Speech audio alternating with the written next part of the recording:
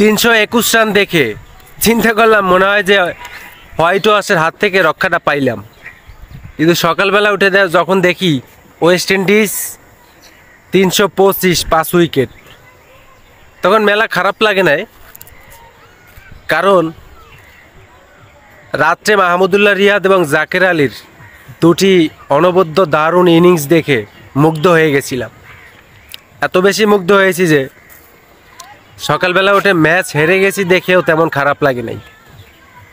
তো মাহমুদুল্লাহকে স্যালুট জানাই, পাশাপাশি জাকের আলীকেও ধন্যবাদ জানাই।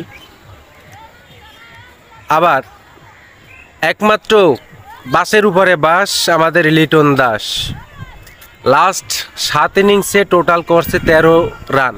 ওরে কি কারণে দলে রাখা হইতেছে আমি বুঝতেছি না। একটা না লাগাতার 7টা ইনিংসে এরকম একজন ক্লাসিক